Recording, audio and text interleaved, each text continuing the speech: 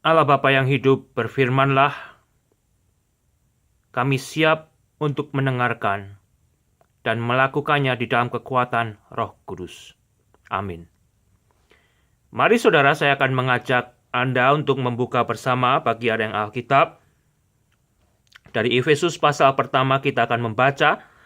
Saya akan mengajak saudara membaca dari ayat 7 sampai dengan ke-10. Demikian bunyi firman Tuhan.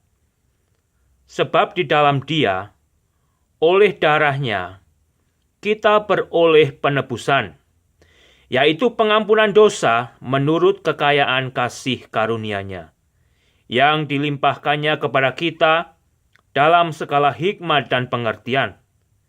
Sebab Ia telah menyatakan rahasia kehendak-Nya kepada kita, sesuai dengan rencana kerelaannya, yaitu rencana kerelaan yang dari semula telah ditetapkannya di dalam Kristus, sebagai persiapan kegenapan waktu untuk mempersatukan di dalam Kristus sebagai kepala segala sesuatu, baik yang di sorga maupun yang di bumi.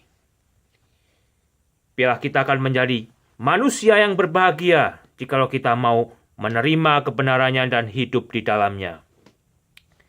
Di bagian yang sudah kita renungkan sebelumnya di atas, untuk mengingatkan saya dan saudara, firman Tuhan berbicara tentang bagaimana kehendak Allah bagi manusia adalah agar manusia diselamatkan di dalam Yesus Kristus. Allah telah merencanakan jalan keselamatan bagi manusia di dalam Kristus sebelum dunia dijadikan, sebelum manusia diciptakan, sebelum manusia jatuh ke dalam dosa, dan manusia mendirikan agama-agamanya sendiri. Sebagian sukses hingga saat ini, dan sebagian sudah pudar, dan sebagian masih akan muncul.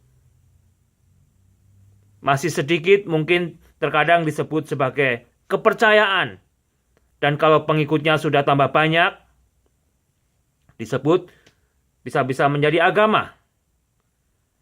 Tetapi kembali sebetulnya dari awal Allah telah menyediakan jalan keselamatan bagi manusia sebelum manusia itu diciptakan, sebelum manusia itu menciptakan adanya agama-agama, dan jalan itu sendiri yang sudah disediakan adalah di dalam Kristus. Di dalam Kristus. Sebab di dalam Kristus, ayat ke-7, dan oleh darahnya manusia beroleh penebusan, yaitu pengampunan dosa menurut kekayaan kasih karunia-Nya. Di dalam pengorbanan Yesus itulah, saudara, dosa manusia dihapuskan. Yesus telah membayar lunas melalui apa yang Dia korbankan. Hidupnya. Darah adalah kehidupan. Dan di dalam darah Yesus yang sudah dikorbankan itu, manusia diberikan kehidupan. Manusia diberikan kehidupan. Tetapi justru saudara, jikalau kita melihat, menyaksikan melalui televisi, mungkin sebagian telah menyaksikan dengan mata sendiri, di dalam ritual-ritual manusia, terkadang mereka menggunakan apa yang disebut darah. Dari darah berbagai macam binatang. Bahkan ada yang memakai darah bayi yang begitu dikuasai oleh kegelapan. Darah yang digunakan di dalam ritual manusia justru mencekam. Darah yang digunakan di dalam upacara-upacara keagamaan, di dalam acara-acara ritual manusia, justru tidak membawa kebebasan. membawa ketakutan, membawa satu momok di dalam kehidupan manusia yang menyaksikan, bahkan yang terlibat di dalamnya. Karena di dalamnya terselubung kuasa kegelapan, demonik. Tetapi di dalam darah Yesus inilah, saudara. Di dalam darah Yesus inilah manusia diampuni dosanya. Manusia diberikan satu kehidupan baru. Manusia dibebaskan dari cengkraman dosa. Saudara. Di atas kayu salib, Tuhan Yesus berkata, sudah selesai. Sudah selesai. Darahnya sudah ditumpahkannya. Agar kita manusia boleh percaya di dalam pekerjaan Yesus yang sudah lengkap itu. Manusia boleh menerimanya di dalam iman. Dan kita diselamatkan, dibebaskan.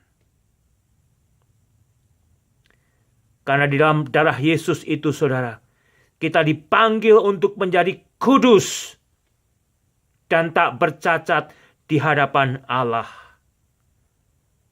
Bukan berarti setelah saudara menjadi Kristen kembali hidup saudara akan langsung sempurna. Tidak berdosa lagi. Selama saya dan saudara masih berada di dalam daging yang sudah dikuasai oleh dosa, di dalam daging yang penuh dengan kelemahan, kita masih bisa terjatuh di dalam dosa. Kita masih akan berdosa. Tetapi kembali bedanya, saudara. Bagi saya dan saudara yang sudah dihapuskan dosanya, diampuni dosanya di dalam darah Yesus, kita tidak lagi tinggal dan hidup di dalam dosa. Itulah bedanya. Saya dan saudara telah menerima pengudusan Allah di dalam Yesus. Dan dari situ, saya dan saudara di dalam pertolongan Roh Kudus, kita akan dituntun untuk tambah hari, tambah hidup di dalam kekudusan. Bukan tambah hari, tambah menunjukkan satu kekotoran hidup. Atau bahkan tambah hari tidak ada perbedaannya dengan profesi Anda sebagai orang Kristen. Dengan kehidupan cara lama Anda sebelum Anda mengaku menerima Yesus. Di dalam 1 Petrus pasal yang pertama ayat yang ke-14 sampai dengan ke-19 ada firman Tuhan yang berbunyi demikian yang saya akan bacakan.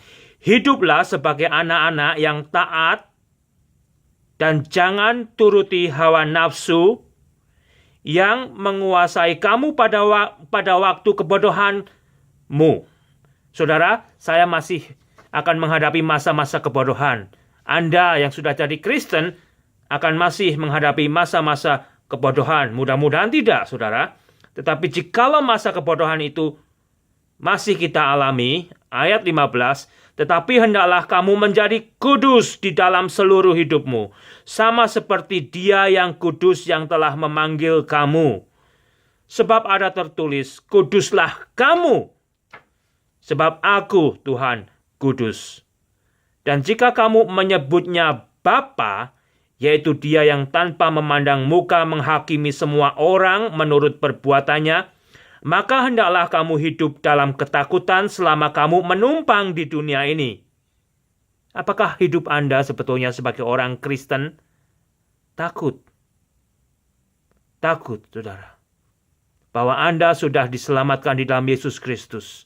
Anda tidak akan main-main dengan anugerah keselamatan yang Kristus sudah berikan untuk menghapuskan dosa Anda. Sebab kamu tahu bahwa kamu telah ditebus dari cara hidupmu yang sia-sia, yang kamu warisi dari nenek moyangmu itu. Bukan dengan barang yang fana, bukan pula dengan perak atau emas, melainkan dengan darah yang mahal, yaitu darah Kristus yang sama seperti darah anak domba yang tak bernoda dan tak bercacat. Darah yang digunakan oleh ritual manusia tidak membebaskan. Tetapi darah Yesus, darah yang sempurna, darah yang mahal, telah dicurahkan di atas kayu salib, agar kita manusia yang mau diampuninya diselamatkan. Disitulah kembali sebetulnya kehendak Allah bagi Anda yang belum percaya hingga sampai saat ini. Agar Anda sebetulnya juga dikuduskan dan hidup tidak bercacat di hadapan Allah di dalam keselamatan Yesus Kristus. Dalam cara Anda sendiri, Anda tidak akan pernah bisa kudus. Di dalam cara hidup Anda sendiri, Anda tidak akan pernah lepas dari kecacatan. Tetapi tak kala Anda meletakkan iman Anda dan mau percaya bahwa Yesus itulah satu-satunya juru selamat yang Allah sendiri sebelum dunia dijadikan, sebelum ada agama-agama, agar Anda diselamatkan dan Anda terima itu, Anda akan dipandang kudus, tak bercacat di dalam iman Anda yang Anda letakkan di dalam pengorbanan Yesus Kristus. Dan Anda diberikan satu kehidupan di dalam Yesus. Itulah saudara, darah Yesus membebaskan, darah Yesus memberi kelepasan, darah Yesus menyelamatkan. Tetapi darah di dalam ritual, bahkan di dalam ritual agama, justru mencengkeram dan menakutkan. Tidak sering dikuasai oleh pekerjaan kegelapan. Bahkan terkadang Anda bisa menyaksikan bagaimana ada pertunjukan magis di dalamnya. Tetapi di dalam darah Yesus itulah Anda akan dibebaskan dari cengkraman dosa, dari cengkraman maut, dari cengkraman ketakutan. Sehingga saya dan saudara boleh menerima kelimpahan anugerahnya. Dan jikalau sampai saat ini Anda masih belum mengerti, minta saudara agar Anda diberikan hikmat oleh Tuhan. Katakan, Tuhan, saya tidak mengerti. Kenapa hanya Yesus yang sudah Tuhan tentukan untuk menyelamatkan saya? Melalui pengorbanannya di atas kayu salib, tidakkah saya bisa mengorbankan dengan derma-derma saya, dengan kehidupan saya, dengan perbuatan baik saya, agar saya masuk surga? Katakan dengan tulus, agar Allah tunjukkan jalan kebenaran agar Anda diselamatkan. Dan saya yakin Allah akan menghargai doa Anda yang tulus. Dan jikalau Anda diberikan hikmat untuk melihat kebenaran keselamatan ini, tanggung jawab Anda adalah menerima atau menolaknya. Menerima atau menolaknya.